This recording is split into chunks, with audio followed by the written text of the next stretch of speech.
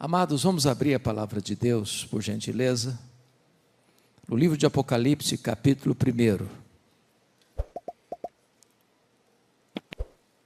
Apocalipse, capítulo 1. Faremos a leitura a partir do verso 5, na parte B do verso, até o verso 18. Eu estou com a versão revista e atualizada, e nessa versão está escrito assim: Aquele que nos ama e pelo seu sangue nos libertou dos nossos pecados e nos constituiu reino, sacerdotes para o seu Deus e Pai, a Ele a glória e o domínio pelos séculos dos séculos. Amém. Eis que vem com as nuvens e todo olho o verá, até quantos o traspassaram. E todas as tribos da terra se lamentarão sobre ele, certamente. Amém. Eu sou o Alfa e o Ômega, diz o Senhor Deus, aquele que é, que era e que há de vir, o Todo-Poderoso. Eu, João, irmão vosso e companheiro na tribulação, no reino e na perseverança, em Jesus achei-me na ilha chamada Patmos por causa da palavra de Deus e do testemunho de Jesus.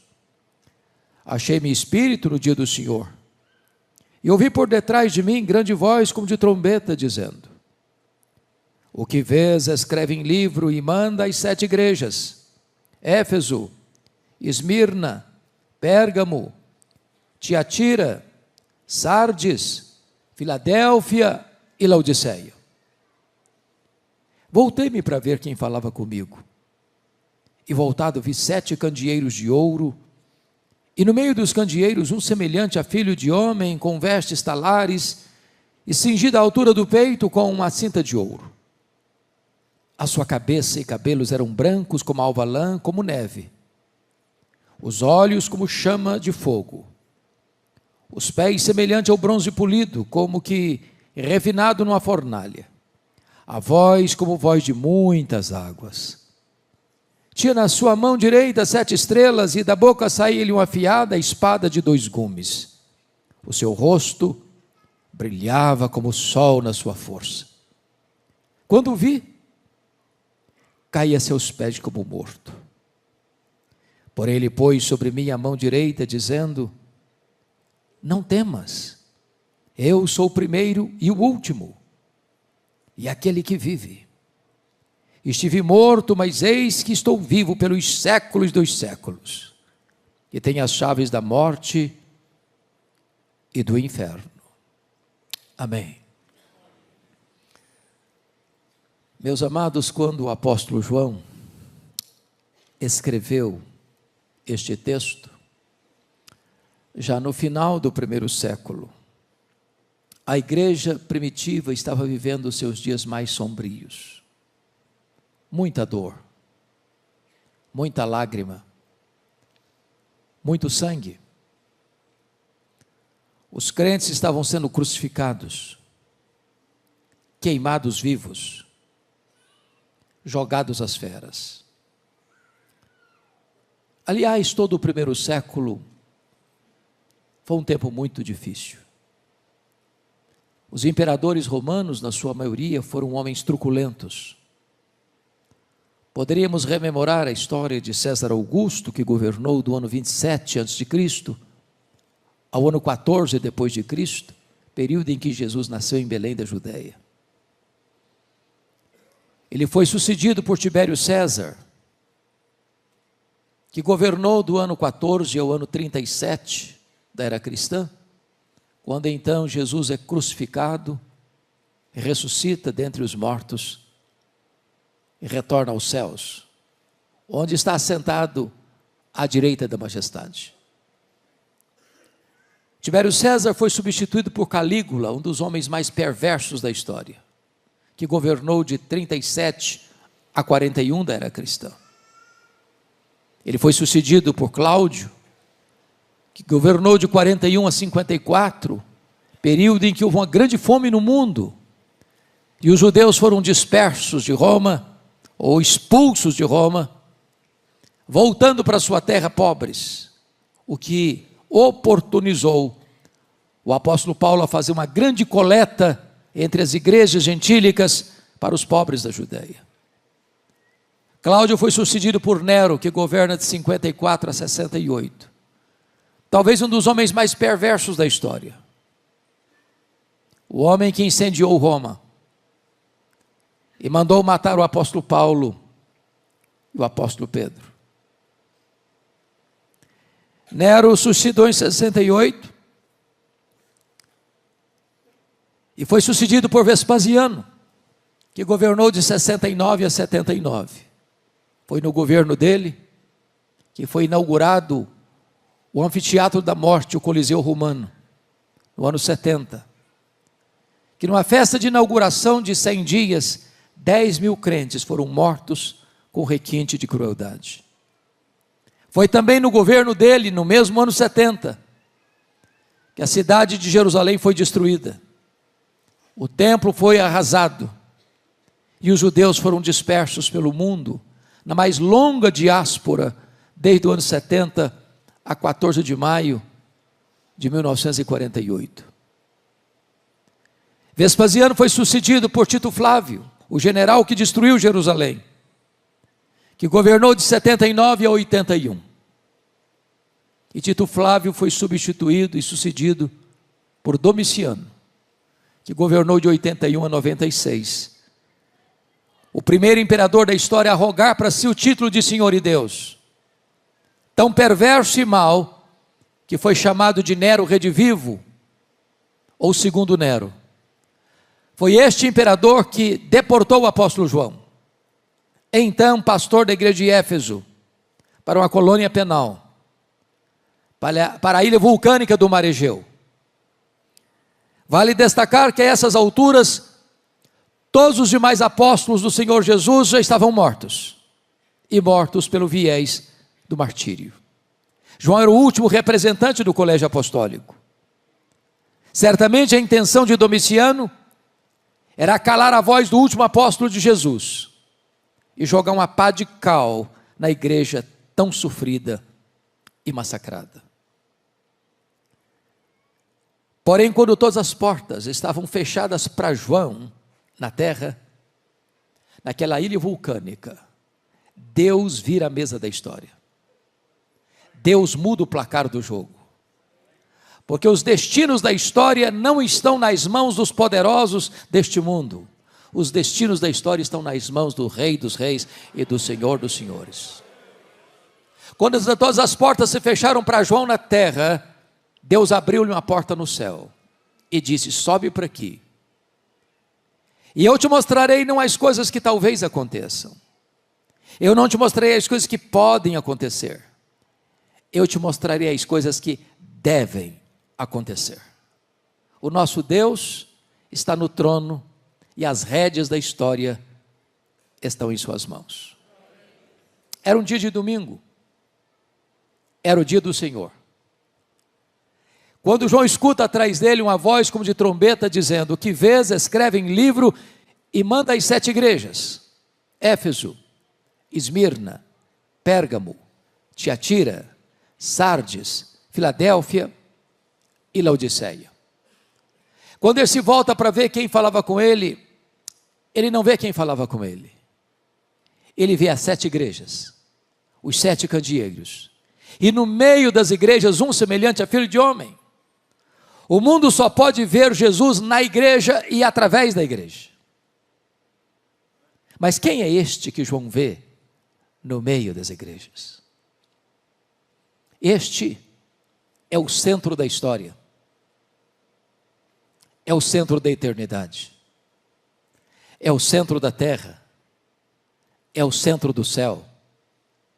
Este é o centro do Antigo Testamento, o centro do Novo Testamento. Este é tudo em todos.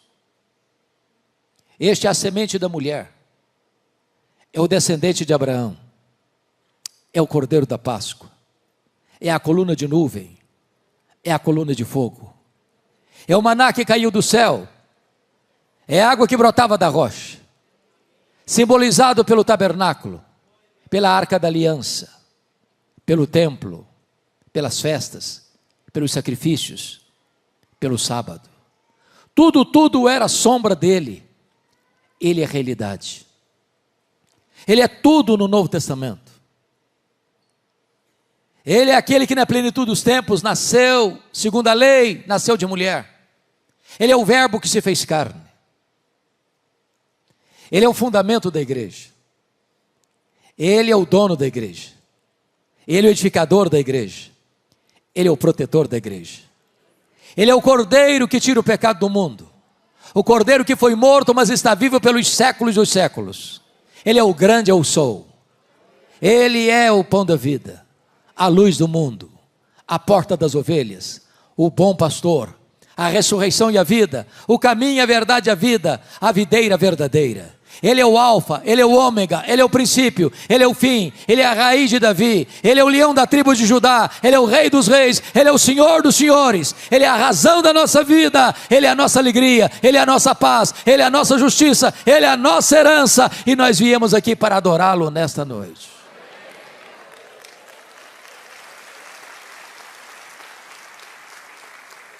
Eu gostaria de nesta noite, amados, destacar 3 coisas. Em primeiro lugar, gostaríamos de destacar a grandeza da pessoa de Jesus. Em segundo lugar, destacar a grandeza da obra de Jesus. Em terceiro lugar, quais são as implicações dessas 2 verdades anteriores. Qual é a descrição que João nos faz no texto da grandeza da pessoa de Jesus? Com a Bíblia aberta comigo, vejamos. Em primeiro lugar, versículo de número 13. E diz: e no meio dos candeeiros, um semelhante a filho de homem. Notem vocês, que a primeira coisa que ele percebe é a onipresença de Jesus. Ele está no meio das igrejas, ao mesmo tempo em Éfeso, ao mesmo tempo em Esmirna, ao mesmo tempo em Pérgamo, ao mesmo tempo em Tiatira, ao mesmo tempo em Sardes, ao mesmo tempo em Filadélfia, ao mesmo tempo em Laodiceia, ao mesmo tempo na Igreja Batista do Lago do Sul de Brasília. Ele está aqui nesta noite, ele está andando entre nós. E é porque Ele está aqui que você e eu viemos aqui. E é porque Ele está aqui que esta reunião se transforma em uma coisa tão importante, e não é apenas um mero encontro religioso. Ele está presente, aqui, ali, além e acolá. Preciso concordar com o primeiro-ministro da Holanda, Abraham Kuyper, quando disse que neste universo de mais de 93 bilhões de anos-luz de diâmetro, não há 1 centímetro desse universo onde Jesus não possa dizer: eu estou aqui, eu criei isso aqui, eu sou dono disso aqui. Segundo lugar, vejam comigo o verso 14. A sua cabeça e cabelos eram brancos como a alva lã, como neve. O que representa esta figura? E significa que Ele é eterno. Ele existe antes do tempo. Ele preexiste ao princípio. Ele preexiste à criação. Ele não foi criado, Ele é o Criador. Ele não passou a existir, Ele é o Pai da eternidade. Ele já existia eternamente como Deus, na comunhão plena da Trindade, antes que houvesse o mundo. Ele não precisou criar para ser Deus, já o era antes da criação. Ele não precisou criar para ter relacionamentos, ele já era plenamente feliz na relação intratrinitariana. Ele existe antes do tempo, ele está fora do tempo, porque é transcendente, ele está dentro do tempo, porque é imanente.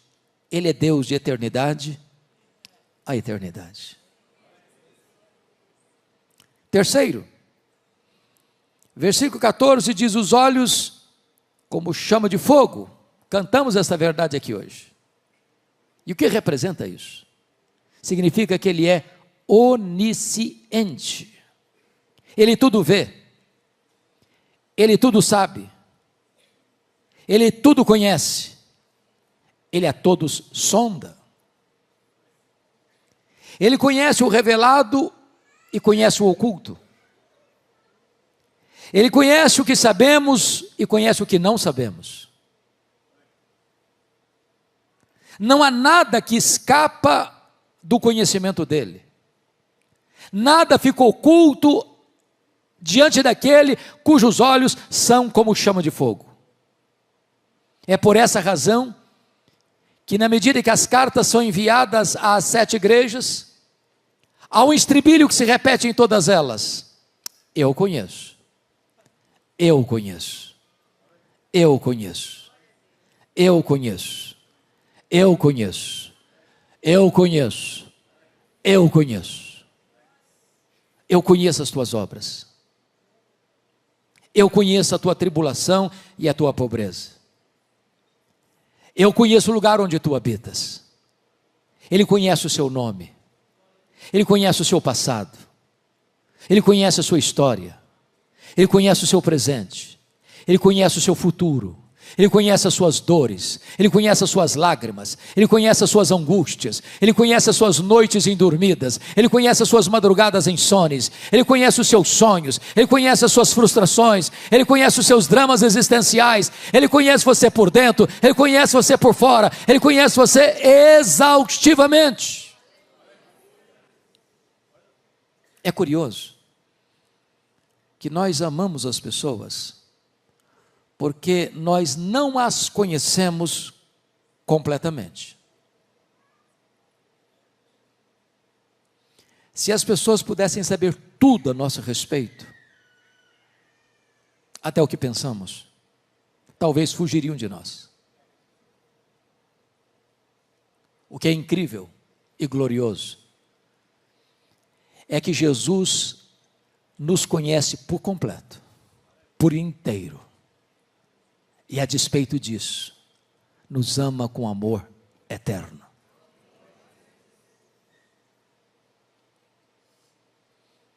Ainda, notem comigo o versículo 15. Os pés semelhante ao bronze polido, como que refinado numa fornalha. O que é que essa figura representa? Representa que ele é onipotente. Ou seja, ninguém pode ameaçar Jesus. Ninguém pode intimidar Jesus. Ninguém pode derrotar Jesus. Ninguém pode colocar Jesus contra a parede, diminuí-lo, subtraí-lo, deslustrar a sua glória. Ele é o todo-poderoso Deus. Tudo pode. Ninguém pode resisti-lo. Quando ele vier na sua majestade e glória, ele vai colocar todos os seus inimigos debaixo dos seus pés. E vai lançar no lago do fogo o anticristo, o falso profeta, o diabo, a morte, o inferno e todos aqueles cujos nomes não estão escritos no livro da vida. É curioso que de vez em quando levanta-se algumas pessoas do topo da sua ignorância ou da sua tolice e tentam ridicularizar Jesus, como se pudessem derrotá-lo ou diminuí-lo. Mais recentemente, o patrono dos agnósticos da Inglaterra, Richard Dawkins, escreveu um livro ruidoso, Deus, um delírio. Algumas pessoas insensatamente disseram: agora vai desacreditar a Bíblia, agora vai colocar o cristianismo debaixo do selo do ridículo. E eu pergunto a vocês, onde está o livro Deus, um delírio? Nem na promoção ninguém compra mais. Virou pó. E a Bíblia continua sendo traduzida, impressa e distribuída aos milhões. E Jesus continua soberano, assentado no trono. Se notaram, este ano de 2025, a maioria das escolas de samba do Brasil fizeram apologia do diabo. achando com isso que poderiam desgastar Jesus. Tolice, completa tolice. Em São Paulo, há alguns anos, encenaram no carnaval o diabo arrastando Jesus pelos cabelos rua fora, como se aquilo pudesse destruir a reputação de Jesus. O entendimento que eu tenho é o Salmo 2, lá de cima Jesus olha essas cenas e ri, porque é Ele, Jesus, quem dá a vida e quem tira a vida. Ele é quem exalta e quem humilha. Ele é quem põe no trono e Ele é quem faz apiar do trono. Ninguém pode enfrentar o Rei dos Reis, o Senhor dos Senhores e triunfar sobre Ele. Ele é o todo-poderoso Deus, vencedor invicto em todas as batalhas. Ele é onipotente. Mas notem mais, o verso 15 diz: a voz é como voz de muitas águas. O que significa isso? Significa que a sua palavra é poderosa, é onipotente. Meus irmãos, essa palavra é tão poderosa que Ele chamou à existência as coisas que não existiam, e sem matéria pré-existente, criou o universo pela palavra do seu poder. Ele dá uma ordem e o sol para. Ele dá uma ordem e as estrelas aparecem, cada uma chamada pelo nome. Quando tem mais estrelas no firmamento que todos os grãos de areia de todas as praias e desertos do nosso planeta. Ele dá uma ordem e o mar se acalma. Ele dá uma ordem e o vento cessa. Ele dá uma ordem e a enfermidade acaba. Ele dá uma ordem e os demônios têm que bater em retirada. Ele dá uma ordem e os anjos saem para obedecê-lo. Ele dá uma ordem e a sua voz ecoa no universo. E ela é poderosa. E essa voz está sendo proclamada nesta noite. A voz do Evangelho, a voz das Escrituras. Mas notem mais. Versículo 16, diz que tinha na mão direita 7 estrelas, e da boca saía-lhe uma afiada espada de 2 gumes. Significa esta figura que ele é o vencedor invicto em todas as batalhas. E notem que às vezes pensamos que essa conflagração final, essa batalha final, será um ajuntamento de nações com armas poderosas, com tanques de guerras, com armas nucleares, com bombas atômicas. E embora o homem tenha tanta força nesta área bélica, mas a única arma que vai ser acionada nessa batalha final não vai ser a força do exército humano ou das grandes potências militares.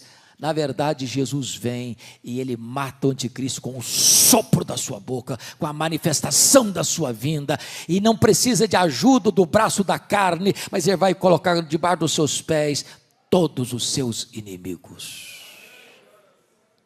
Não há como enfrentá-lo e vencê-lo. A vitória dele já está garantida. Mas notem, por gentileza, versículo 16 diz que o seu rosto brilhava como o sol na sua força. Ele é glorioso. O Cristo que João está vendo aqui não é mais aquele Cristo suando sangue, em lágrimas, prostrado com o rosto no chão do Getsêmani. O Cristo que João está vendo aqui não é mais aquele Cristo cuspido e esbordoado do sinédrio judaico. O Cristo que João está vendo aqui não é mais aquele Cristo vilipendiado e espancado do pretório romano. O Cristo que João está vendo aqui não é mais aquele Cristo que caminha exangue pelas ruas apinhadas de Jerusalém, sob os apupos e vaias de uma multidão ensandecida. O Cristo que João está vendo aqui não é mais aquele Cristo pregado na cruz, suspenso entre a terra e os céus. O Cristo que João está vendo aqui é o Cristo da glória, cujos cabelos são brancos como a neve, cujos pés são como de bronze polido, como os olhos como chamas de fogo, voz como voz de muitas águas, e o seu rosto brilha como o sol na sua força. Este é o Cristo da glória. Quando você lê as Escrituras, você percebe que todas as pessoas que tiveram uma visão da glória de Cristo tiveram ou sofreram um profundo impacto.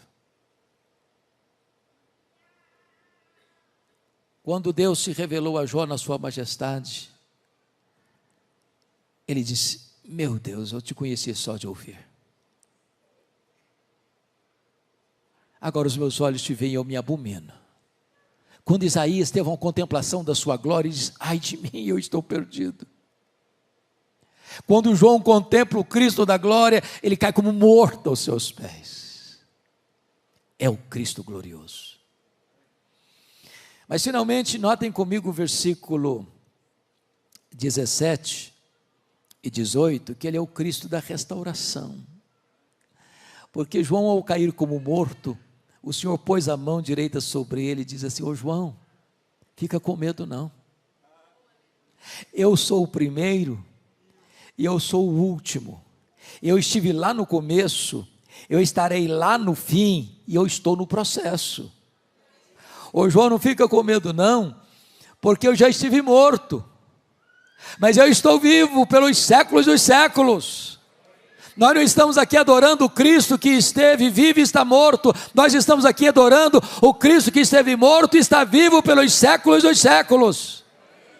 Fica com medo não, João, porque eu tenho as chaves da morte e do inferno. Quem tem as chaves tem o controle, tem o poder, tem a autoridade. Jesus manda no céu, Jesus manda na terra, Jesus manda no inferno. Ele é o soberano Senhor do universo, e é este o Cristo que amamos, é este o Cristo que esta igreja proclama, este é o Cristo que nos deu vida eterna. A glória da sua pessoa. Vejamos o segundo ponto da mensagem agora, então, a glória da sua obra em nosso favor.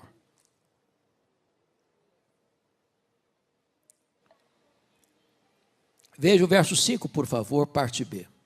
Ele começa assim: há aquele que nos ama. E o primeiro ponto que eu destaco é este: Jesus ama você. Eu vou repetir porque esta não é uma afirmação simples não. Jesus ama você. Eu não conheço um remédio mais eficaz para curar autoestima achatada e complexo de inferioridade do que esta declaração: Jesus ama você. Os irmãos puritanos da Inglaterra do século 17 perguntavam: achas pouco seres amado por Deus? Não existia céu, não existia terra, não existia galáxias, não existia mundos estelares, não existia anjos, não existia a criação, mas existia você no coração de Jesus. Ele ama você com amor eterno e atrai você para Ele com cordas de amor.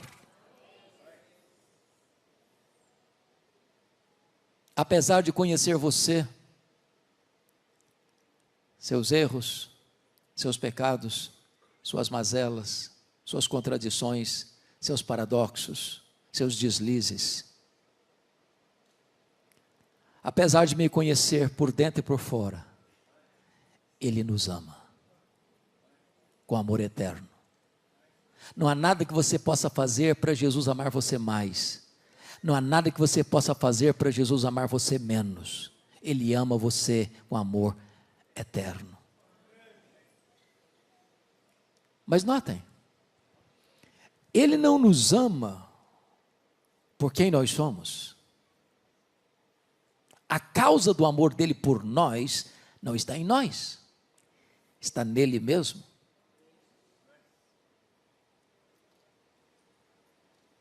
Ele não passou a nos amar porque nós o amamos primeiro.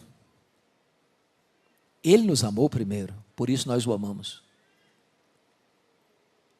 O nosso amor por Ele é o refluxo do fluxo do amor dele por nós. Ele não nos ama por causa dos nossos méritos, Ele nos ama apesar dos nossos deméritos. Ele não nos ama por causa das nossas virtudes, Ele nos ama apesar dos nossos pecados. O amor dele por nós é abundante, porque é derramado pelo Espírito Santo em nosso coração. O amor dele por nós é imerecido, porque ele nos ama, diz a Escritura, quando nós éramos fracos, ímpios, pecadores e inimigos. O amor dele por nós é provado. Deus prova o seu próprio amor para conosco pelo fato de ter Cristo morrido por nós, sendo nós ainda pecadores. Nunca duvide do amor de Jesus por você. Ele não escreveu nas nuvens com letras de fogo, eu te amo. Ele esculpiu na cruz do Calvário, eu te amo. Segundo lugar, olha comigo a segunda obra dele, no versículo 5, está escrito ainda assim: e pelo seu sangue nos libertou dos nossos pecados. E primeiro, ele nos amou, segundo, ele morreu por nós. Ele morreu por você. Ele morreu pelos seus pecados. Ele não morreu porque foi uma vítima do sistema. Ele não morreu porque sucumbiu ao poder de Roma. Ele não morreu porque foi uma vítima das tramas do sinédrio judaico. Ele não morreu porque Judas o traiu. Ele não morreu porque Pedro negou. Ele não morreu porque o sinédrio judaico costurou acusações pesadas contra ele. Ele não morreu porque Pilatos covardemente o sentenciou à pena de morte. Ele não morreu porque os soldados romanos o pregaram naquela cruz. Ele morreu voluntariamente pelos seus, pelos meus, pelos nossos pecados. Ele não morreu como um mártir. Ele não foi para aquela cruz esperneando. Ele diz: ninguém tira minha vida de mim, eu pelo contrariamente, espontaneamente a dou. Ele caminha para aquela cruz como um rei caminha para a sua coroação. Diz a Bíblia que ele não levou em conta a vergonha, a ignomínia da cruz, pela alegria que lhe estava proposta, a alegria de comprar você com o seu sangue e dar a você a vida eterna. Agora notem, ele morreu, diz o texto, para libertar-nos. Pelo seu sangue, nos libertou dos nossos pecados. Isso significa que o pecado, então, escraviza. Quem é que precisa de libertação? Quem está cativo. A Bíblia diz que quem pratica o pecado é escravo do pecado.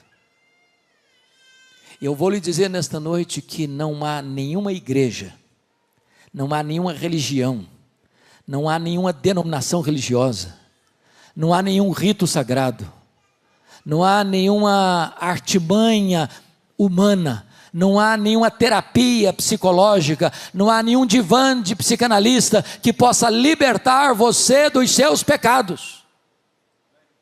É só Jesus, é só o sangue de Jesus. Irmãos, o homem não pode lidar com os dramas da sua culpa.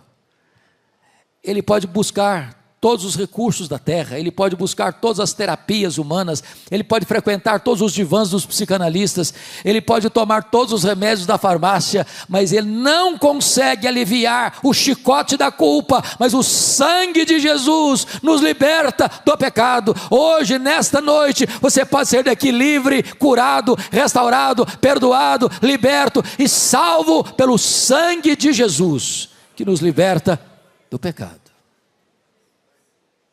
Ele amou você. E Ele morreu por você. Terceira verdade que esse texto nos apresenta está no verso 6. Vejam vocês: e nos constituiu reino e sacerdotes para o seu Deus e Pai. Primeiro, Ele amou você. Segundo, Ele morreu por você. Terceiro, Ele exaltou você. Vejam que no Velho Testamento nenhum sacerdote podia ser rei, e nenhum rei podia ser sacerdote. O rei Uzias, no topo da sua vaidade, depois de 5 décadas no governo, tentou usurpar o ofício sacerdotal e entrou no templo para queimar incenso, e diz a Bíblia que Deus o sentenciou com lepra e ele morreu leproso. Porém agora Jesus vem. Ele ocupa o tríplice ofício. Ele é profeta, Ele é sacerdote, ele é rei. E agora você que crê em Jesus, é constituído por ele, rei e sacerdote. Nas palavras do apóstolo Pedro, somos sacerdócio real. Isso significa que você não precisa de ninguém para intermediar sua relação com Deus. Você não precisa de um guru espiritual. Você tem livre acesso à sala do trono. O véu do templo foi rasgado de alto a baixo. E você pode falar com Deus a qualquer hora, em qualquer lugar, em qualquer circunstância, porque você foi constituído sacerdote real. Livre acesso à presença de Deus. Que verdade bendita. Que verdade gloriosa. Corre nas suas veias mais do que sangue azul. Você é filho do Rei dos Reis e do Senhor dos Senhores. Quarta verdade. Primeiro, ele amou você. Segundo, ele morreu por você. Terceiro, ele exaltou você. Quarto, ele voltará para você. Versículo 7 está escrito assim: eis que vem com as nuvens, e todo olho verá até quantos o traspassaram, e todas as tribos da terra se lamentarão sobre ele certamente. Amém. Irmãos amados, cantamos aqui hoje sobre a segunda vinda de Cristo também. E esta é a verdade magna do cristianismo. Esta é a acrópole da nossa esperança. Esta é a apoteose da nossa fé. Este é o pináculo da nossa confiança. Esta é a consumação da nossa redenção. Jesus voltará em glória para buscar a sua igreja. Que verdade bendita. A história não está dando voltas como pensavam os gregos. A história não está sem rumo como pensam os existencialistas. A história caminha para um telos, para um fim, para uma consumação. E é a segunda vinda de Cristo, a consumação do século, o último dia, quando Jesus então vai estabelecer o seu reino de glória e de poder. Como ele voltará? Diz a Bíblia que ele voltará pessoalmente. Atos 1:11 diz que é o mesmo Jesus que subiu, é o que vai descer.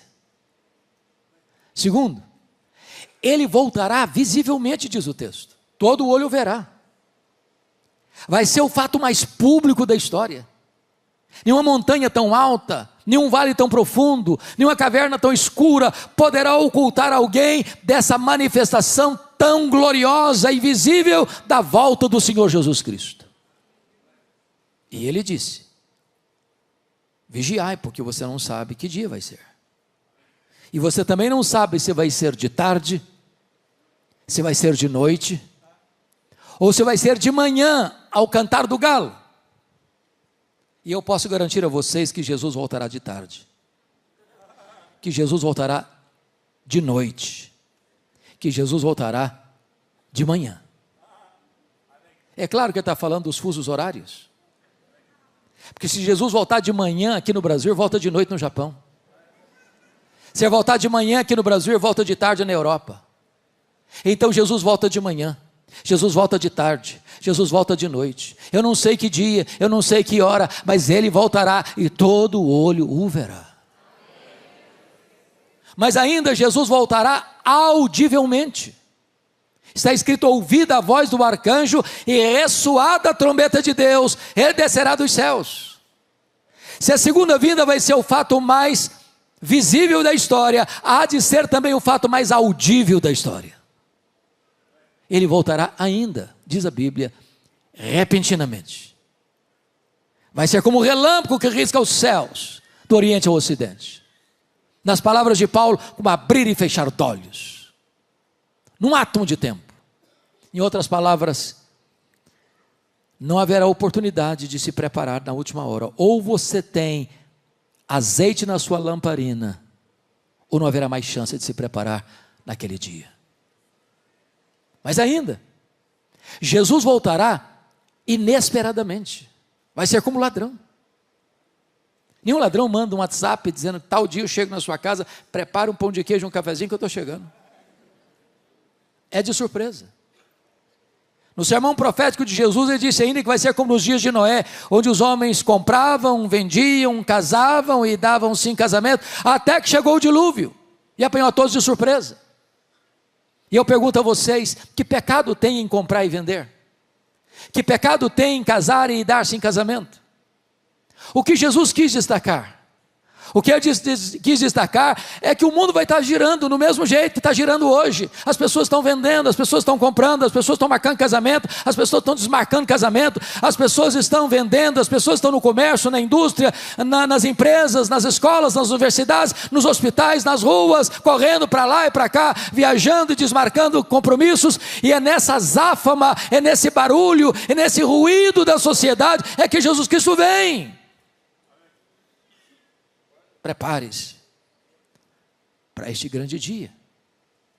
Mas louvado seja Deus, Jesus voltará vitoriosa, triunfante e gloriosamente, com grande majestade e poder.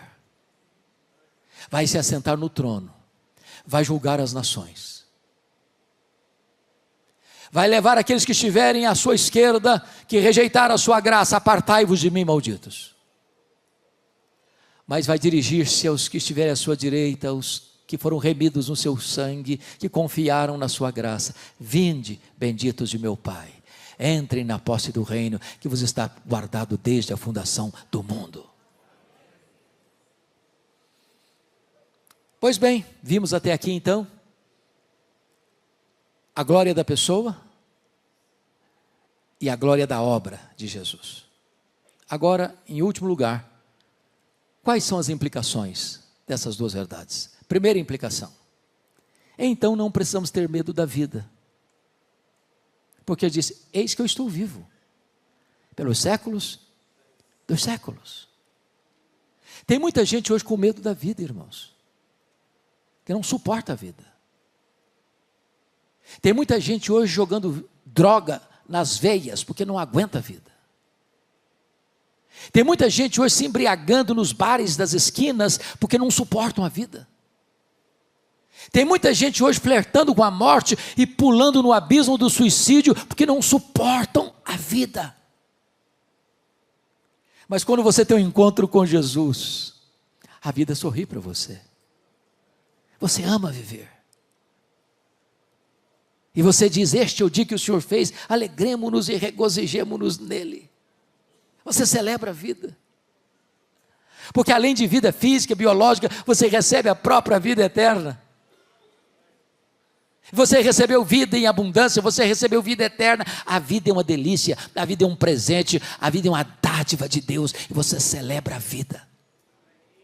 Segunda implicação: então você não precisa ter medo da morte. Jesus Cristo diz assim: não temas, João, eu estive morto, mas eu estou vivo pelos séculos dos séculos. Se a morte é o rei dos terrores, Jesus é o rei dos reis. Ele entrou nas entranhas da morte, ele matou a morte, ele ressuscitou, inaugurando a imortalidade, e ele é a ressurreição e a vida. E se você crer nele, você nunca morrerá eternamente. Agora a morte já foi vencida, agora a morte não tem a última palavra, agora o túmulo no nosso último endereço. Nós estamos caminhando para a glória. Lá é a nossa pátria, lá é a casa do Pai, e é para lá que vamos. Terceiro: então não precisamos ter medo do desconhecido. Permita-me clarear um pouco esse ponto. Me permita uma pergunta diagnóstica.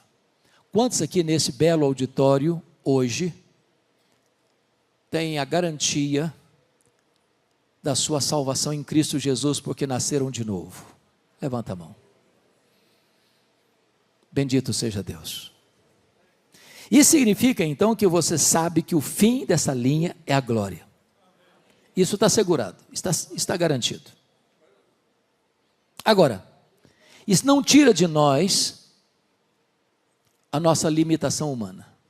Por exemplo, eu não sei, nem você, o que vai nos acontecer daqui a 5 minutos. O pastor Hércio não tem a garantia de que no próximo culto público desta igreja, todas as pessoas que estão nesse auditório estarão vivas. Nós não enxergamos na curva, nós não enxergamos no escuro. Então vamos compreender um pouco isso aqui. Quando João, meus irmãos, foi levado para a ilha de Patmos, o tempo era muito difícil.